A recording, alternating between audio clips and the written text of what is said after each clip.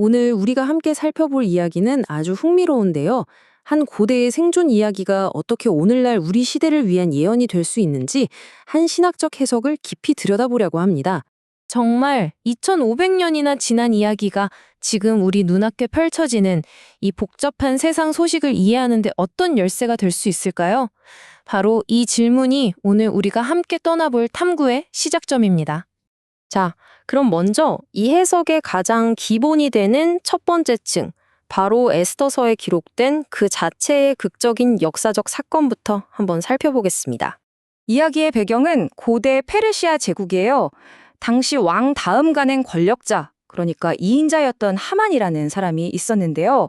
이 사람이 모르드게라는 한 유대인 때문에 자존심이 상하자 그 분노가 개인을 넘어 민족 전체로 향하게 됩니다. 그래서 유대인 전체를 말살하려는 정말 끔찍한 음모를 꾸미게 되죠. 성경에 기록된 내용을 보면 하만의 계획이 얼마나 잔인했는지 알 수 있어요.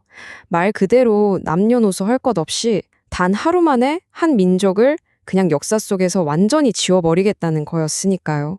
그런데 바로 이 절체절명의 위기 속에서 정말 영화 같은 반전이 일어납니다. 당시 페르시아의 왕비가 바로 유대인이었던 에스더였거든요. 물론 그 사실은 아무도 몰랐죠. 그녀가 민족을 구하기 위해 죽으면 죽으리라는 각오로 목숨을 걸고 왕에게 나아가 이 모든 음모를 막아냅니다.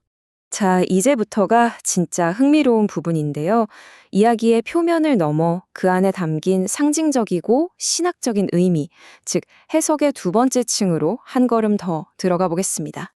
에스더서를 읽어보신 분들은 아시겠지만 정말 신기한 게 있어요.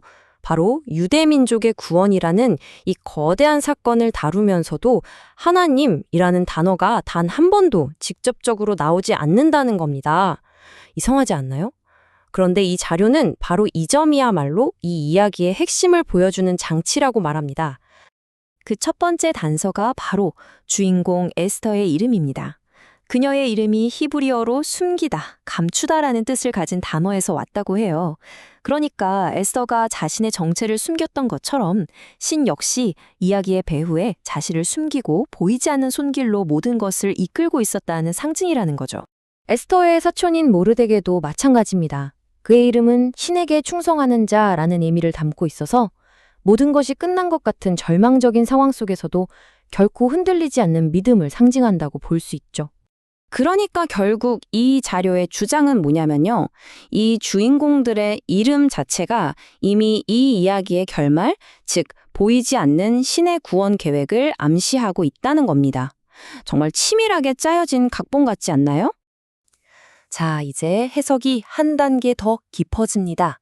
이 역사적인 사건을 아예 기독교 구원 이야기 전체를 보여주는 하나의 거대한 예고편, 즉 우화로 보는 관점입니다. 여기서부터는 등장인물들이 각각 다른 상징을 갖게 되는데요. 먼저 모든 악의 근원인 하만은 사탄을 상징하고요. 절대 권력을 가진 아하수에로 왕은 만물의 심판자이신 그리스도를, 그리고 왕의 사랑을 받는 에스더 왕비는 바로 그리스도의 신부인 교회를 상징하게 됩니다. 이 이야기의 클라이맥스는 정말 통쾌한 반전이죠. 하만은 자기 눈엣 가시였던 모르드게를 죽이려고 아주 높은 교수대를 만들잖아요? 그런데 결국 어떻게 되죠? 에스더의 폭로로 모든 계획이 들통나고 분노한 왕의 명령으로 바로 자기가 만든 그 교수대에 자기가 매달려 죽게 됩니다. 자, 바로 이 지점에서 이 신학적 해석은 정점에 이릅니다.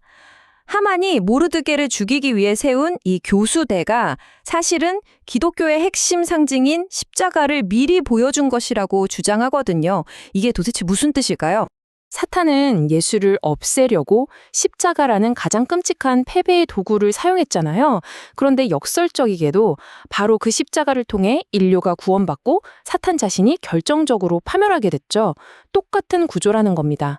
악이 승리를 위해 만든 바로 그 도구가 오히려 자기 자신의 심판 도구가 되어버리는 이 위대한 반전. 이것이 바로 불임절 이야기에 숨겨진 십자가의 비밀이라는 해석인 거죠. 자, 이제 이 해석이 고대를 넘어 현대로 넘어옵니다. 사실 가장 흥미로우면서도 또 가장 민감하고 논쟁적일 수 있는 부분이기도 한데요. 어디까지나 특정 자료가 제시하는 하나의 관점이라는 점을 기억하시면서 들어주시면 좋겠습니다. 이 자료는 불임절에 나타난 이 반전의 패턴이 그냥 옛날 이야기로 끝나는 게 아니라 지금 이 순간에도 반복되고 있다고 주장해요. 특히 고대 페르시아 제국이 있었던 바로 그 땅, 지금의 이란을 중심으로 한 국제 정세에서 그 패턴이 다시 나타나고 있다는 거죠. 더 나아가 이 자료는 현대 세계 지도자들의 이름에서도 상징적인 의미를 찾아내는데요. 다시 한번 말씀드리지만 이건 이 자료만의 아주 독특한 해석입니다. 예를 들어 도널드 트럼프의 이름에서는 트럼펫, 즉 나팔 소리와 연결해서 각성의 메시지를, 베냐민 네타냐후의 이름에서는 남은 자 또는 언약을, 그리고 볼로디미르 젤렌스키의 이름에서는 회복과 귀환의 상징을 읽어내는 식입니다. 그래서 이 세 가지 상징을 연결하면 하나의 거대한 예언적 패턴이 만들어진다고 보는 거예요. 먼저 각성의 나팔 소리가 울리고 그 부름에 응답한 언약의 백성, 즉 남은 자들이 보존되며 마침내 잃어버렸던 것을 되찾는 회복과 귀환이 이루어진다는 일종의 성서적인 3단계 패턴이 바로 오늘날 우리 시대에 실현되고 있다는 주장인 거죠. 자, 이제 결론에 다다랐습니다. 이 길고 깊은 해석을 관통하는 가장 큰 핵심 메시지는 과연 무엇일까요? 바로 이것입니다. 이 관점에서 보면 불임절은 단순히 2500년 전의 특정 사건을 기념하는 유대인의 명절이 아니라는 겁니다. 오히려 시대를 추월해서 계속 반복되는 세상 속에서 신이 어떻게 일하는지를 보여주는 하나의 살아있는 틀 혹은 패턴으로 봐야 한다는 거죠. 마지막으로 이 질문을 여러분께 던져봅니다. 하나의 고대 이야기가 어떻게 해석되고 적용되느냐에 따라 지금 우리가 살아가는 이 복잡한 세상을 바라보는 하나의 창이 될 수도 있다는 건데요. 오늘 이 분석을 들으신 여러분은 어떠신가요? 이 오래된 이야기가 지금 우리 시대를 이해하는데 어떤 새로운 관점을 주었다고 생각하시나요? 이 질문을 남겨드리면서 오늘 이야기는 여기서 마치겠습니다.